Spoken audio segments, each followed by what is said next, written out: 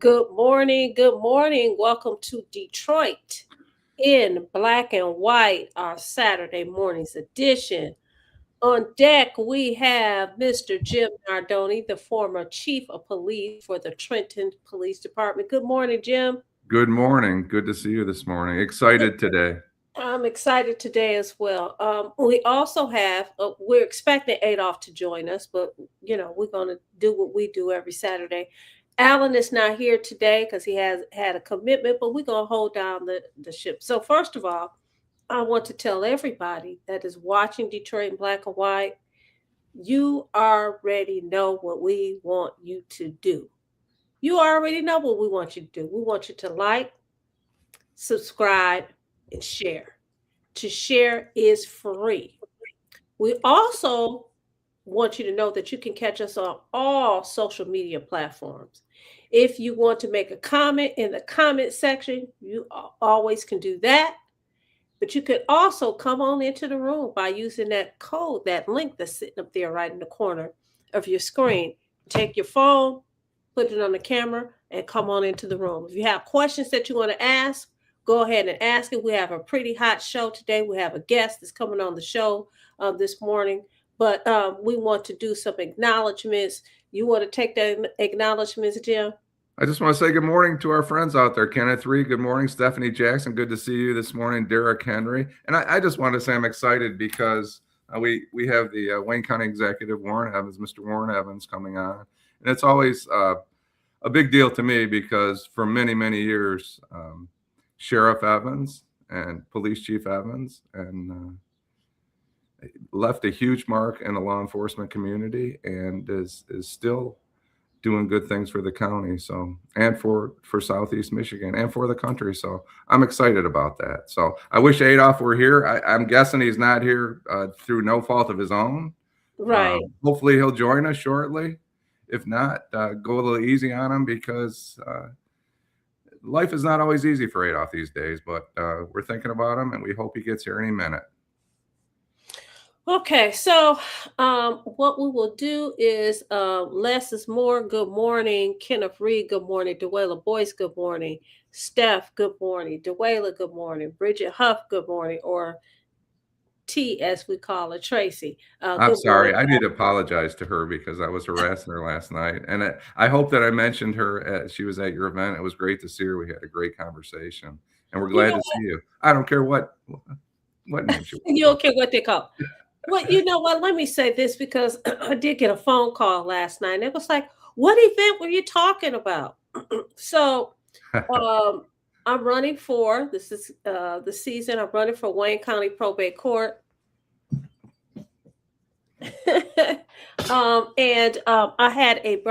We had a breakfast for volunteers, and it was a way of telling people that we appreciate them.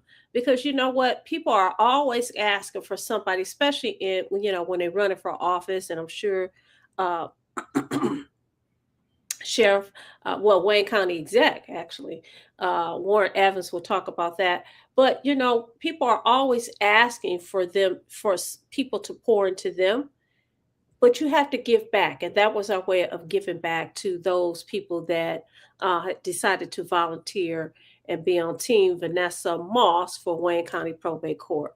So without further delay, I'm going to introduce our guest who is on right now, our Wayne County Exec, Mr. Warren Evans. Mr. Warren Evans is the Wayne County Executive, former deputy for the Wayne County Sheriffs, also DPD, also former prosecutor, also a professor. What else do you do?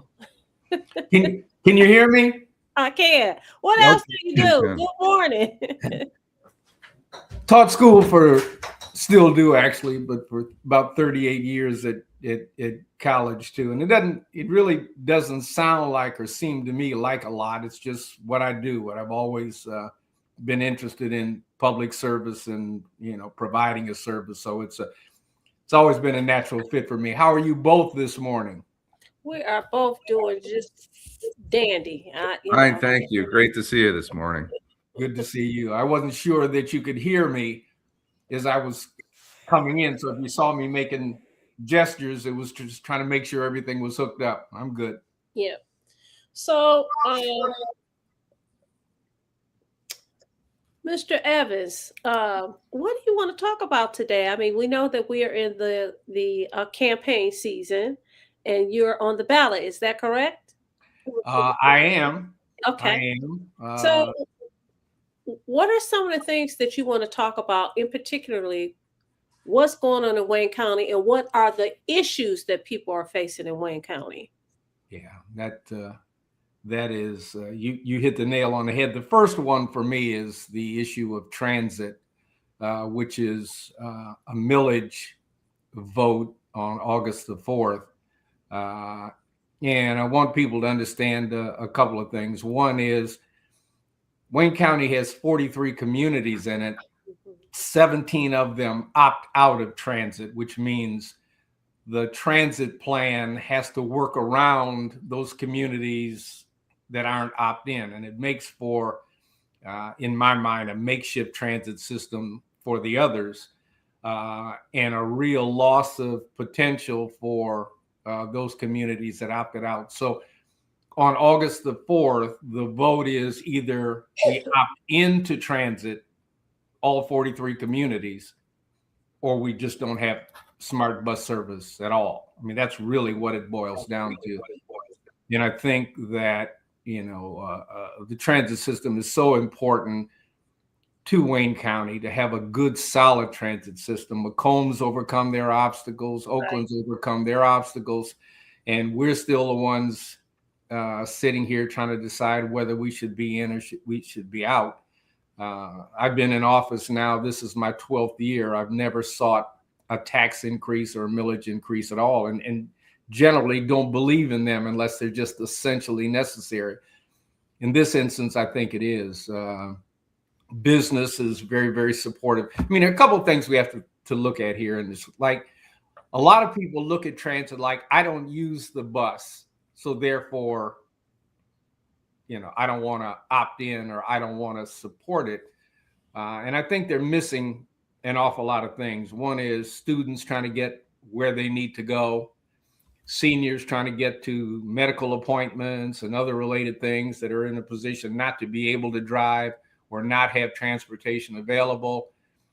Employers tell me every day that they have trouble getting employees to the places of employment, and the customers also. So when you talk about the hospital system, people would be amazed at how many employees of the hospital system need public transportation to reliably get to work. I mean, I think for all the right reasons, the average homeowner would pay $8 a month for the enhanced bus service. And I just think it's critical to the region. We want to call ourselves a region that's growing and doing economically well. And the reality is we're not a region until we act like one. Okay. I want to go to a couple of questions as it relates to what you're talking about. You have Mr. 1213. He says, what are you doing to convince those communities in Wayne County to opt back in? We also says, how will you, that's another question, but here it is. How will you repurpose the old Wayne County building? It was such a beautiful building. That's from Tracy Smith. Leslie Moore says, did Mr. Evans give the order to send DPD officers to look? I don't have my glasses on. I can answer it. I mean, I'm sorry, I can finish it, but I can answer that question for. Appreciate the question, Les, but the chief typically is a little bit insulated from the day-to-day operations of any police agency. You want to talk about that? We'll call you Chief Evans or Sheriff Evans. Yeah, let me answer the first question first because it was related to transit. If that's okay. What we've done with the transit plan is for the last 6, 8, 10 months, we've gone to every community in Wayne County, sat with the leadership in those communities, and asked them what they'd like to see the transit system do for their communities. I fully understand that every community is different. Every community has different needs, and the leadership in those communities are the people best situated to tell us that. Some of it is, seniors, microbus, getting seniors from their homes to community meetings, to community events. There are lots of different things. And so I think a direct answer to his question is, we reached out to every community and said, what can this transit system do for you? What should we put in it that works for you? And that doesn't mean that everybody said, oh, okay, I'm great with it. What I'm saying is we are still talking and working with a number of communities, and I think they understand and appreciate the fact that we're trying to tailor a system for their community. If they're going to opt in, they need to opt into something that's beneficial for them. And that's what we're trying to do. Okay. And I think the question is about a collective. Aren't we better as a collective than aren't we better when we merge resources? No, absolutely. And it loosens up federal dollars that can come in to benefit us all. I mean, we're all paying federal taxes. A lot of people act like that's some different money. It's not. It's our money. And we are a donor state. We put far more federal tax money to the government than we ever get back. And having a transit system that works well allows us to opt into and attempt to get additional monies from the federal government to smooth out and enhance the system. And when you do that, I mean, you're doing a lot of the right things. I mean, we spend a lot of our time dealing with kids that aren't doing the right thing. I'm not sure we spend enough money on helping the kids that are trying to do the right thing get to where they need to go and support the things that they're trying to do. And one of the things that I'm adamant about in this millage is if kids get on a smart bus, this thing passes, and they got a school ID card, they ride free. I want them to get where they need to go. I want them to get to their employers. I want them to get to their job training. I want them to get to college or community college. I mean, that's how we make the region better. Let me ask you this question, though, because at the end of the day, property owners want to know, how much is this going to cost me? What's the bottom line? Yeah, I know, absolutely. I said it a little bit earlier. You might have missed one. I said it $8 would be the average for a $200,000 home, $8 a month. And that in this time when gas is almost $8 a gallon, I get it. But I also get the fact that those without cars, those without the ability to pay for the gas, those on tight budgets. And the other thing is young people now, I mean, I'm of the generation that having a car was a must. Working on cars was fun, all of that. Young people now, many do not want to drive. They don't even get licensed. They don't even get licensed at 16. When I turned 16, everybody wanted to drive. But they don't even do that. They take an Uber. Right. I have a question. Welcome to the show. Sorry I'm late. But how can we convince these other communities that we really, really need this transit system, some type of transit system? And, it's like people walking to work. You see the stories on the news where a guy was walking 20 miles a day to go to work, which is crazy. We're talking about the wintertime, etc. But how do you get somebody that says, "Oh, we don't need anything," or we build a little? I call it a toy train, the Q line. That's a toy. Why couldn't we just build something that take people places?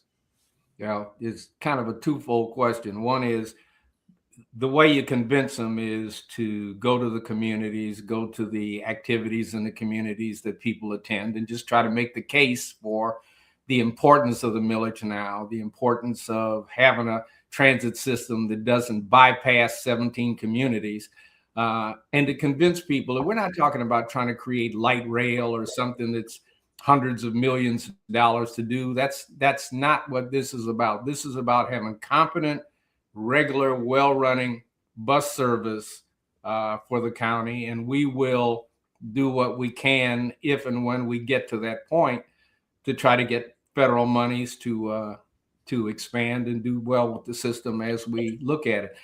Now, in Oakland County, for example, the northern communities in Oakland County fought tooth and nail for a while against having transit in their county, not ours, in their county.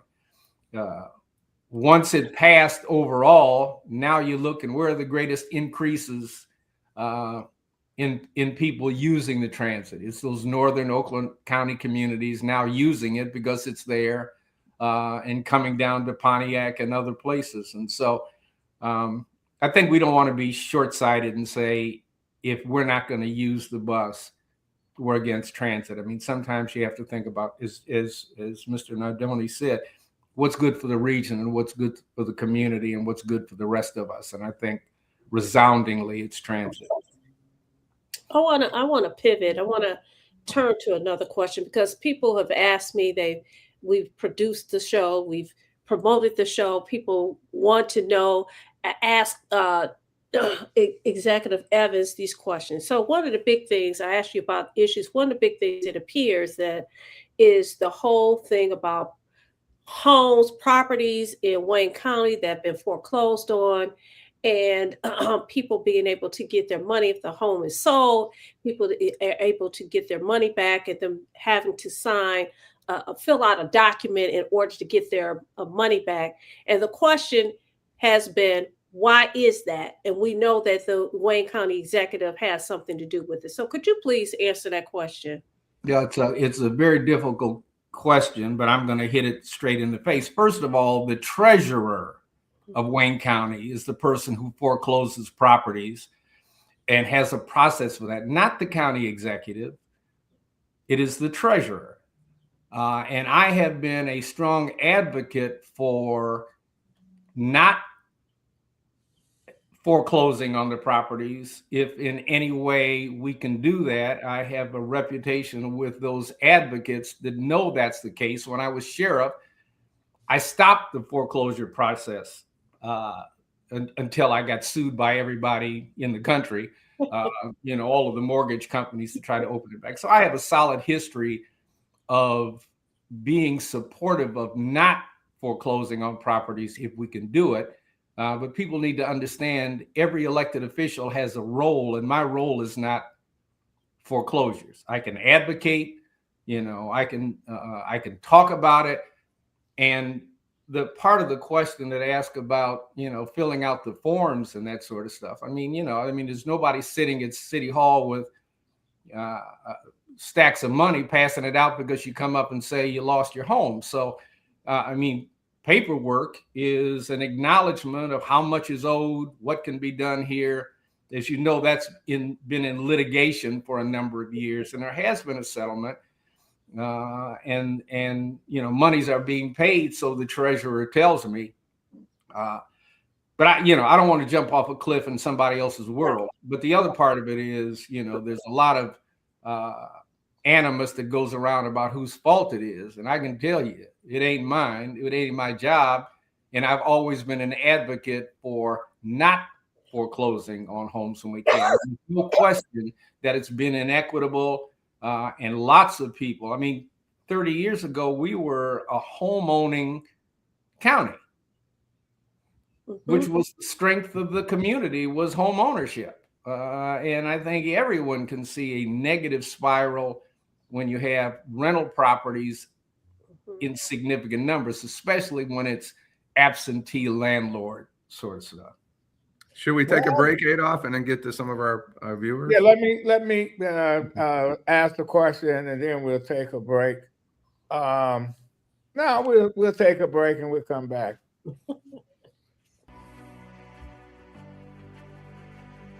Hi, I'm Eric Sabri, your Wayne County Treasurer.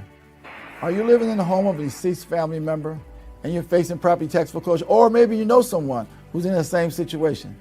The probate process may be helpful to you. If you file a probate petition and notify our office, the foreclosure proceedings will be halted during the probate process. We have several nonprofit partners who have free attorneys who can assist you. Contact our office, 313-224-5990. or email us at taxinfo@waynecounty.com. Don't lose your family property. Some of these properties have been in the family for 4 or 5 generations. Contact us now. We're here to help.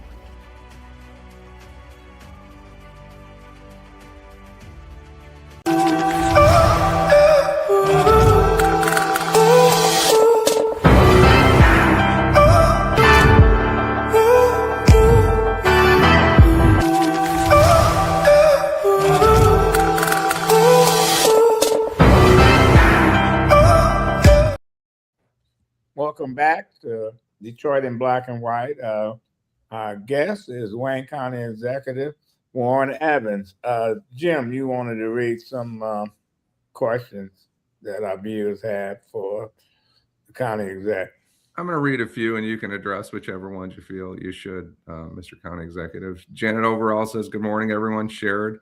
Les says, please address the Ayanna Jones tragedy. Terry McCrimmon says, even if I knew it was Eric Sabri who was in charge of the foreclosures in Wayne County. Thank you, Terry. It's good to see you. Tamari, contributor for Equine. You were wonderful about stopping foreclosures, and a thank you and a big heart for you, Mr. Evans. Paperwork is sent after the homeowners have moved and have no idea of the opportunity to receive funds. Stephanie Jackson. Thank you, Stephanie. Or lose federal funding. Why couldn't the money be simply turned over to the state of Michigan unclaimed property? Charles Stiles by Miles Clothing Store, Miles.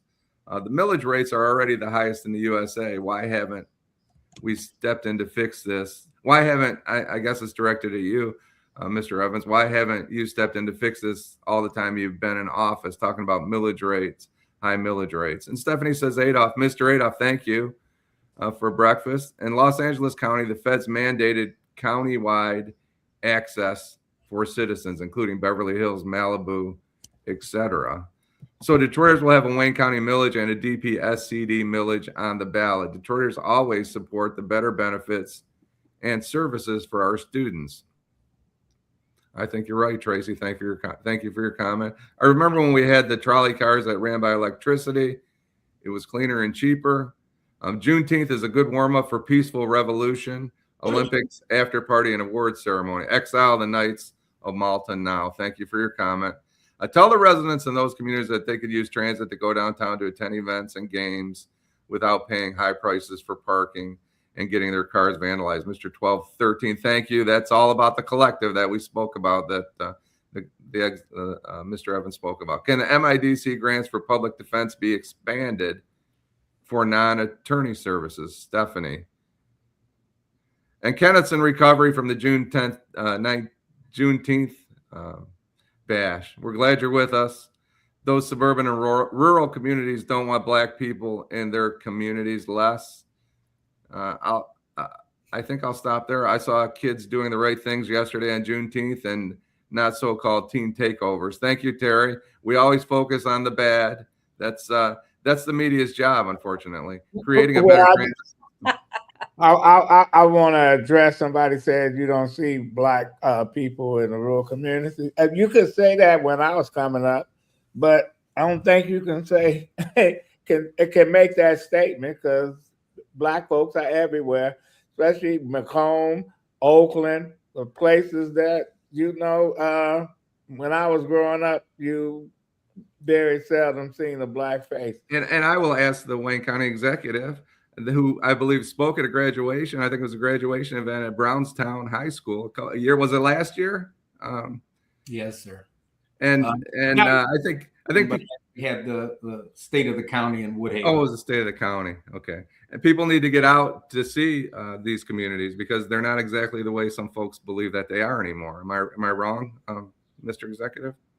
I would certainly agree. While there's still migration in the county and people moving out of Detroit, people moving back in, a lot of the Western Wayne County suburbs have picked up the migration population. And so the number of African Americans in the county is very different than it was 10 years ago. Well, I have a question about the state of the Democratic Party in Michigan. Can you go ahead? Can you give me one minute of discussion? There's somebody who keeps asking about this Ayanna Jones issue of 10, 15, 20 years ago. Let me 2010, I believe, around that. I think the question is, did I give the direction or was I involved in the search warrant where the tragedy occurred? The answer to that is unequivocally no. Okay. Before you finish, I want to say thank you so much for coming on the show. You know how it is when you're running for office. I got to get out of here. You all have a wonderful weekend. Have a wonderful show. I love you all. Okay, go ahead. And I'd like to add something to that comment about it was a tragedy in Detroit on that day. It was in 2010. And as a police executive, as somebody that's in charge of a police agency, our hearts always bleed when someone gets hurt or somebody dies, regardless of whether it's justified or not justified. So I think that people need to understand that there's a lot of police chiefs out there, a lot of executives that lose sleep, even in justifiable instances. Well, I agree. shit happens, and unfortunately, people lose their lives and loved ones. We all. But the tragedy is real. I mean, Yeah. there's no question about it. No And question. I can't tell you how many times as a police executive, I was up at 2 or 3 o'clock in the morning in hospitals where young people were shot, those sorts of things.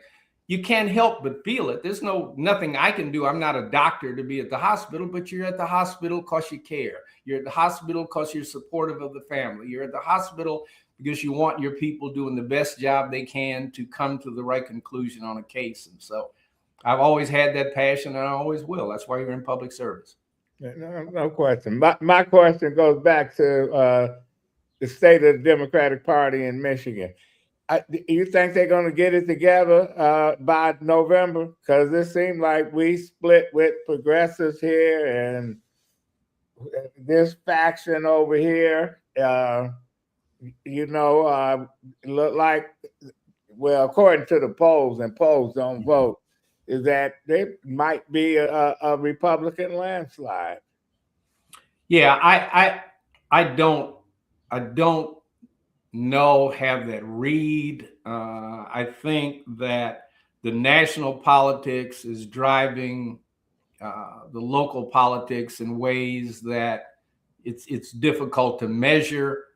As a county executive, I and as my colleagues in Oakland and Macomb, we spend an awful lot of time trying to manage the resources that we have and provide the best services we can to the constituents who we represent. And oftentimes it's less party driven than it is practically, driven by how do we try to get things done. I've always been a Democrat, fact to be known, I don't think in the last 70 or 80 years there's ever been a Republican office holder at the county level. It's been a Democratic county. But I also understand that probably 30-40% of the county is Republican. And my job is to provide services to 43 communities, not to assess which one's Republican and which one's Democrat. It really doesn't make a whole lot of difference to me. I'm sworn to provide the best services I can to all of them. But back to your central question, I don't get that. I don't get a good read, Adolph. I mean, I think that the more radical, the more difficult the president and at the federal level, things that occur, whether it's, the war in Iran or other sorts of things, are moving people to the Democratic Party as a response, because we've always been Republican or Democrat, and people who have that issue with the current administration are moving more to the Democratic Party. My read is that's kind of what tanked Mike Duggan's independent campaign. The idea that most people are not comfortable with taking a chance sitting in the middle and saying I'm an independent. It's a party reaction if they feel Republicans are overboard. Then you go Democrat. If you think the Democrats have been too liberal too long, you go Republican. And that's always the way I've seen the swing from my opinion. It's not based on any empirical data, but that's the way I see it. Yeah, well, I know your time is tight this morning. You have some parting words for our audience? First of all, it's just good to see both of you, both Mr. Nardoni and yourself. We go back a long time, and I appreciate the activism of both of you. Adolph and I have either been in a love relationship or a hate relationship at some point in time for 20 minutes, but at the end of the day, it's not really love or hate. It's about trying to get to the same philosophical goal, but sometimes we have different means, so we try to do it. I appreciate being on the show. I appreciate the questions. I just, sometimes questions are more of an indication of a preset idea about something than it is an honest, genuine question that the person wants an answer to. But I mean, I'm here to answer questions. I appreciate all of the good comments that I'm reading down here in the line. And hey, if you guys need me back, I'd be happy to come back. Well, yeah, we are. You come anytime, and thanks a lot, County Executive Warren Evans. Thanks, Jim. Thank you. Thank you for your contribution. All right. Bye now. Well, sorry I got late, got tied up in traffic, Yeah, well, I think we can love people that are in elected office, or we can dislike or hate people that are in elected office. No one can argue that the Wayne County Executive has put his heart and soul into the Wayne County Sheriff's Office, into the city of Detroit, into the position of Wayne County Executive. You don't have to agree with them. And that's fine. We all have our vision and our view of maybe the way things should be, and we appreciate everybody's perspective. We really do. And a statement I should have, but I didn't mean to say, it's minimize. So what I'm saying is this stuff that we can't control sometimes, and it happened in my family, happened in a whole lot of families. And you try to get your arms around it and say, why did this shit happen? And no, I wasn't dismissing that as no big deal. It is a big deal with anybody that get killed in the city or in the house, especially kids. And you lost your brother to violence, right, Adolph? So you can relate. Yeah. And I can, you join a club, that's a club you don't want to be in. And Vanessa's also in that club. You do not want to be in this club. So, I apologize if people took it the way it came out. I know I can say shit, but no.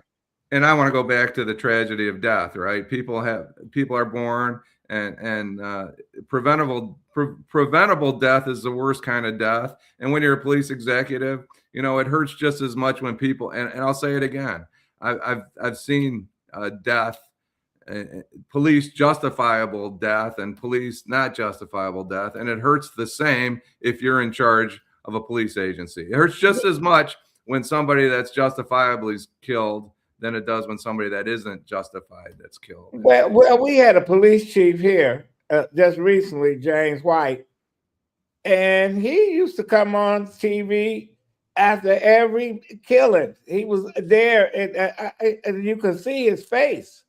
He didn't have to say anything. How it was eating at him. I really think that's one of the reasons he left and took another job. And there's no question that, it's preventable death. Exile, the Knights of Malta now said, I used to get angry instead of finding qualified empathy. Thank you for your comment. It's tragic.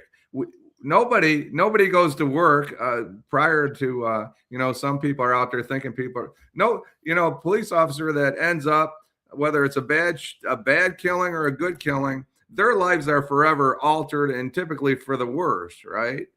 They have to live with it. Anybody that hurts or kills somebody else outside of policing, you know, you have to live with that stuff. And it's tragic. 1-year-old black boy killed by the cops in Mississippi. Les, thank you for that comment. I We saw talked a that. little bit about it on the show, and I Yeah. looked at it. It makes me want. It makes us ill, right? Yeah, why did over they shoot in shoplifting. the window? Well, Over shoplifting. yes. And Tamari wants the Wayne County Executive Warren Evans to come back. Go ahead. Go ahead. And then we have another high-speed chase out of Warren. It seemed like the Warren police is involved in all these high-speed chases for whatever. Whether somebody stole, somebody shoplift, what a stolen car, I don't know. But it seems that the last 2 or 3 times, people that on their way home from work get killed. And then what I didn't like about the cop, I wasn't too upset. The jury found him not guilty, but it's how they portrayed the 2 guys coming home from work. One, they've been drinking. I'm sure, listen, I'm sure there's cops that get off and work and go to the bar and drink. But it's still, they wasn't in the way.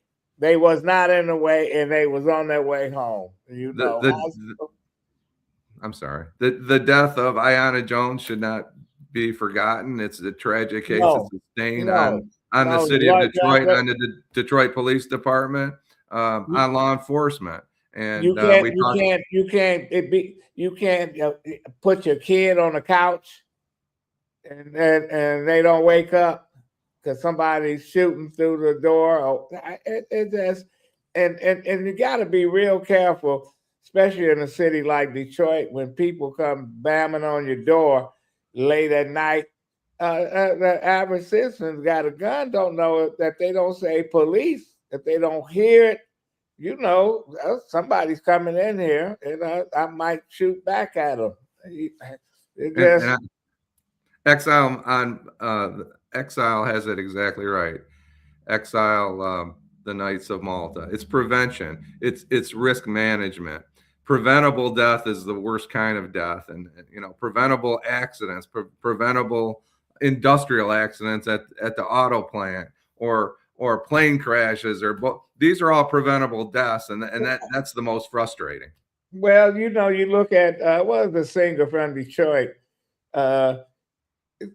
She didn't have anybody to tell her not to get on that plane in the Bahamas or whatever one island. What's her name? Yeah. And what was her name? She was in a hurry. They had too much luggage. They tried to take it all, but it was no grown-ups. When I say grown-ups, somebody to say, okay, she got to go. We're going to have the people stay here. It's plane to come back and get you. So that's a preventable death. Kobe Bryant. Think about his daughter. Would he have got on that helicopter with his, young daughter to go? Yeah. So think about that tragic, But somebody got to say something to these young kids that you just can't go around shooting at a house. You can't go around. You still in the car. The police stop you. You keep going, and it always 99% of the time they ended up in a crash where they die or somebody else die that had nothing to do with what you do. So Mr. 1213 said they did take over Chicago, New York, and Los Angeles through the internet, which existed 10 years ago. Evans was tough on crime. And I can just tell, I can tell you about my experience with Warren Evans as a police chief. We have the Elizabeth Park. We worked together to do some things, mostly through his subordinates, not specifically through him, but I had good experience with the Wayne County Sheriff's Office. They always helped when you needed them. So and he was always he was good to me. So I can't say anything else about that. He was good to these police departments. He was good to these police chiefs. It was important. And he brought back when he was the Detroit, the mounted police division, because that got cut. See, well, you know, when people cut, when politicians cut, they don't have to be out on the street without the proper equipment what the police department has. Yeah, so he did some good things as a police chief. He was tough, you know. Thank you, Mr. 1213. Something about let me get back to it. Suburban police should cease chasing once the perps cross the city limit. Well, you know, that's been my pet peeve. I asked the mayor of Ferndale, who is now the county exec in Oakland County, why is Ferndale police on 7 Mile? Why are they on McNichols? Why are they and they chase people in Detroit, and you go to their traffic court, 3/4 of the people there for tickets is Detroiters, or they come on, or you can see them, you on Detroit side, and you can look at, there's the Hazel Park police in their jurisdiction. You look at them, they look at you, then they come around and you turn go down the street in Detroit, there they following you for about, I guess, a mile or so, because I know they calling in your license plates or whatever they doing, and then you get a ticket. Yeah, it said that. What if Detroit police did the same thing and you start giving out tickets to the majority of Ferndale residents? They wouldn't have it. They would not have it. I just have a problem. I have a problem. Melvindale police go into Trenton all the time and they making all their revenue off of Trenton residents. You know, you will hear about it. They would call you, Jim, and say, Chief, what's the deal with the Melvindale police? Are they patrolling Trenton? That's how people feel. I would trust the sheriffs more instinctively than the crooked coroners. Exile the Knights of Malta now. I worry about the Wayne County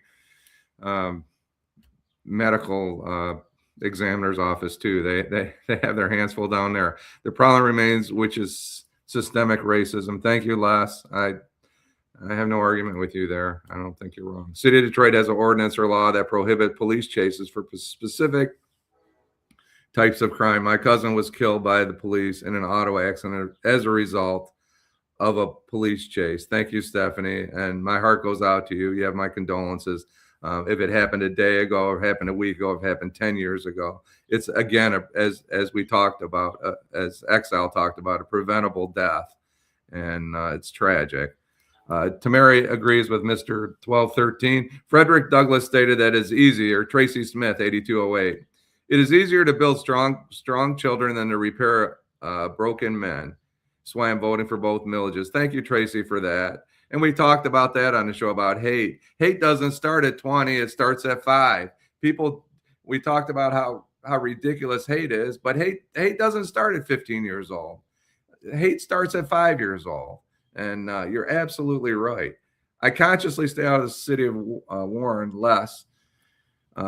Charles Styles by Miles Clothing Store, Miles. He is good to Dearborn. Thank you for that comment, Charles. Boycott Warren until they stop. Use the helicopters. Suburban police should stop chasing. We talked about that. Warren is notoriously causing the death of innocent people. I never understood why you would do a high-speed chase if somebody stole a couple pieces of clothing Pack of out cigarettes. of the store. You don't condone theft, but damn, you want to put other people at risk because they stole from a dollar store.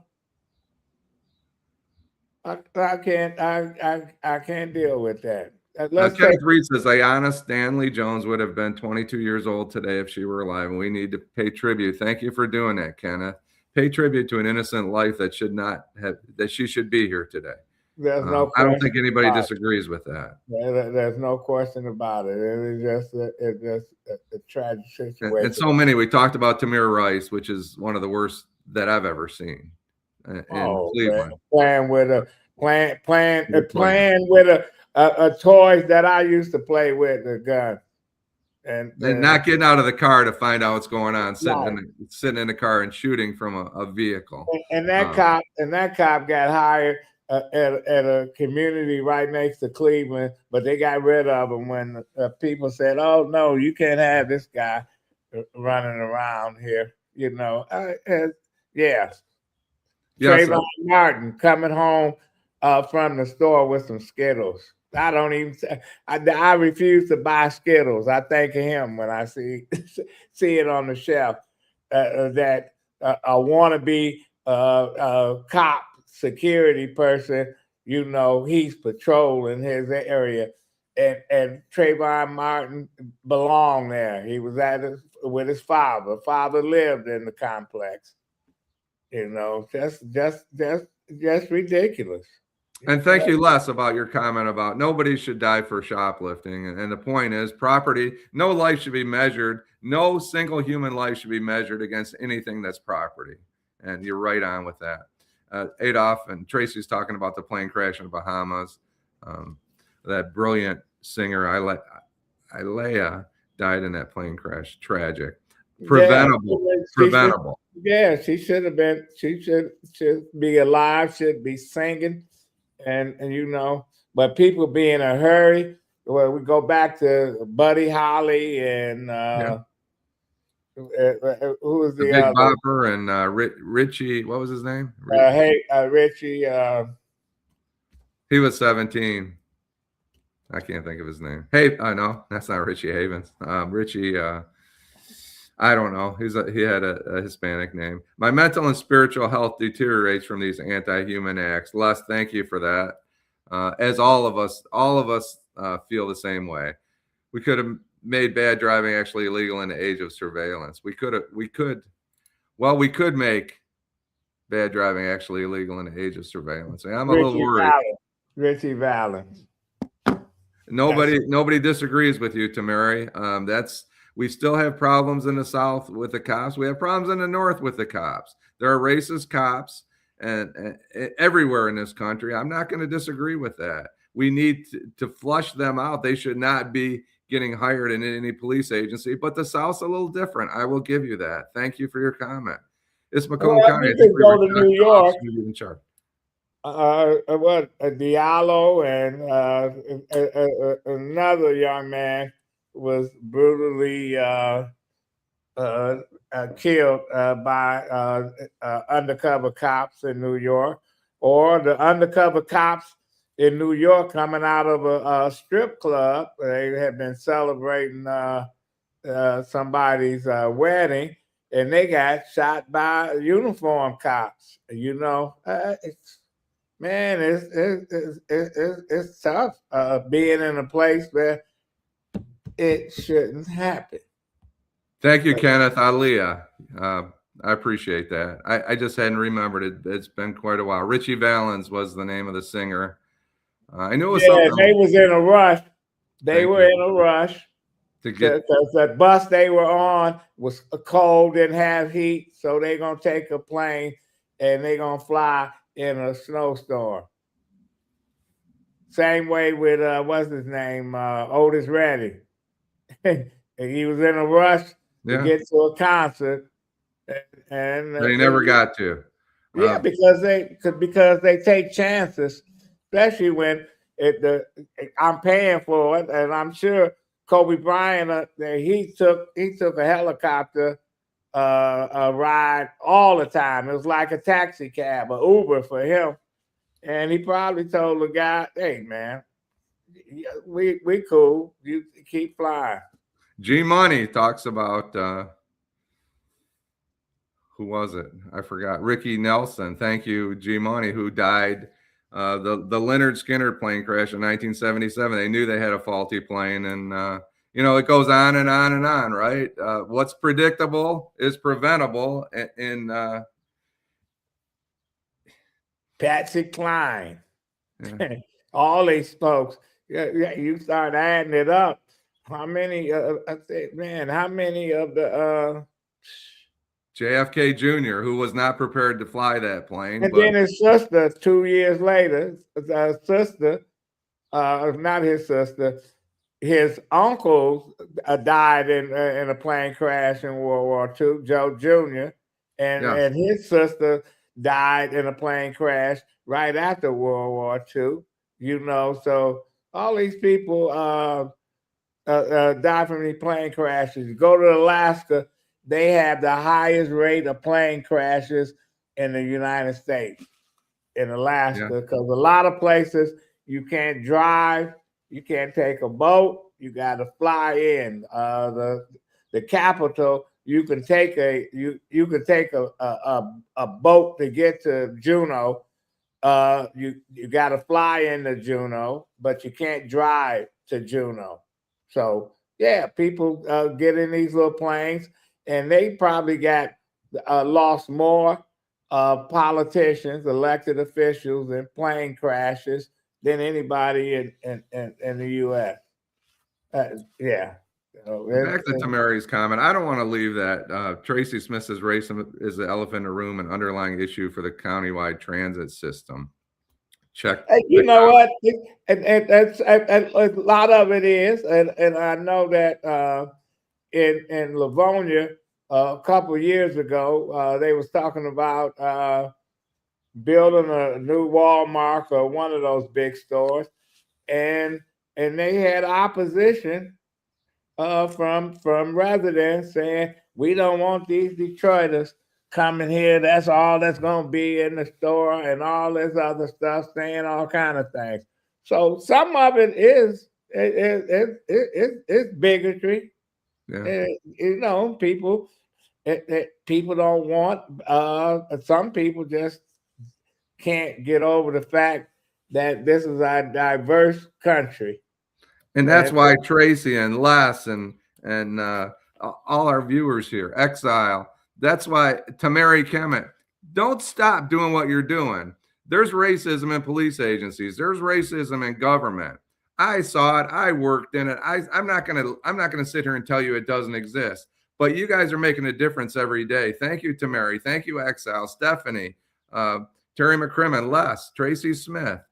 The list goes on and on. Everybody on this show, you're making a difference. Les is talking about that. Let's not forget that 1-year-old boy down there, Les, that there is absolutely no reason that baby who was a threat to nobody should be gone.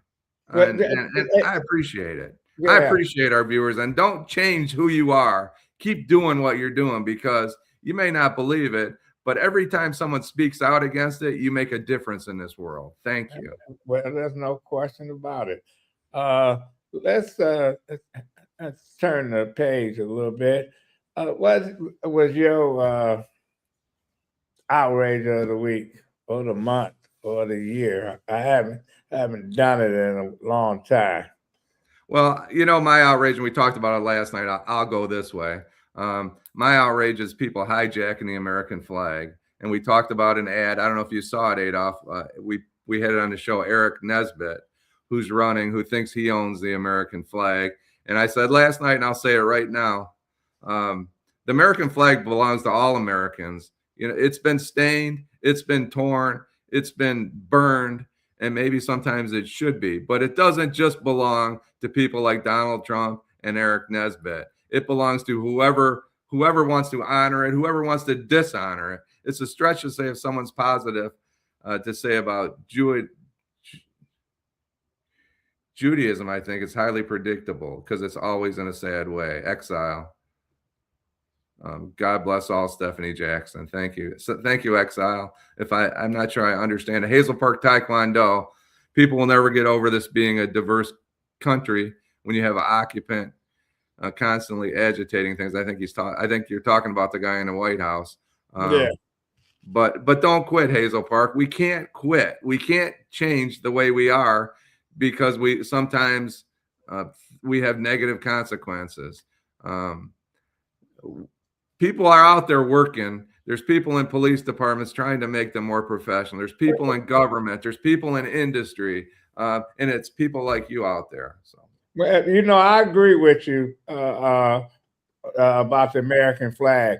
Some of these assholes think, "Oh, I got the American flag," and you know, and right along with the American flag, they flying a Confederate flag and a Nazi flag, and talking about that's my right as an American. I guess that is your right, but the same people that that dogged out people like Ali for not going to Vietnam, or they want to forget that we had black soldiers in World War I and World War II and Korea come home to Jim Crow, and some of them died lynched in uniform.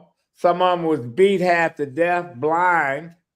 I read a memoir of one of the first Black Marines. He went home on furlough in Alabama, and he had on a Marine Corps uniform, and two MPs, the Navy MPs, saw him and beat him, saying, "What are you doing with wearing that uniform? There's no black folks in the Marine Corps," and you know, and stayed in Brig for 2 months. They had him deserting, you know, because these folks, that it's just unbelievable. So, unimaginable that it was safer overseas at war than it was safer right, in Mississippi. right, And and talk about that. Well, I fought. I won all these medals, come home, and you bet not. You got to go in the back. You can't use the public fountain. We don't serve black folks gas and all this other stuff. So yeah, the American flag. They can do the American flag all the fuck that they want to. They don't own it. There's a whole lot of other people died defending it. Even they defended even when the country that they was fighting for didn't love them. And I tell you, so who owns the American flag? Those folks that gave their lives or gave their time and came home and didn't profit from it, couldn't get the GI Bill, couldn't get government loans, and they worked their ass off. So yes, when people say I didn't do that, that was my ancestors did that, but you profited from it, you know, and you still, some of these people still push those scenarios, you know. So yeah, they you can run, what Joe Louis say, you can run, but you can't hide, you know, and you can keep moving up north and move out the state or whatever. Somebody that I went to Idaho, and Idaho has a reputation of the militia and all these other folks, but Boise, Idaho is a very diverse city, you know, and that pisses off a lot of people, but it's a real nice city because a lot of folks are, you know, getting away from California, getting away from some of these crowded areas, and now they've been rediscovered. So thank you, Deborah, for the patriotism of your family. Thank you, Janet. Overall, Adolf, I want you to tell a quick story if you can do that.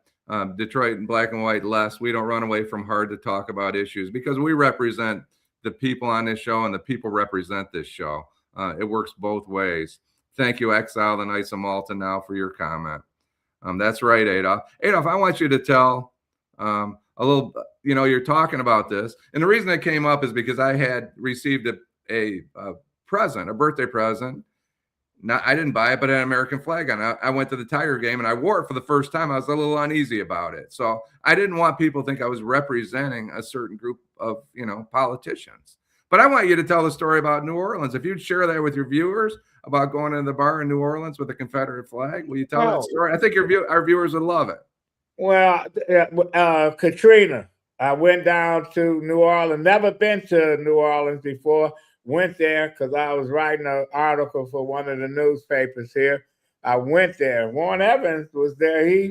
When he was the sheriff. I think he was the sheriff or the police chief. He got me into New Orleans because it was blocked off. 3 o'clock in the morning, I'm with a photographer and a person that's from New Orleans.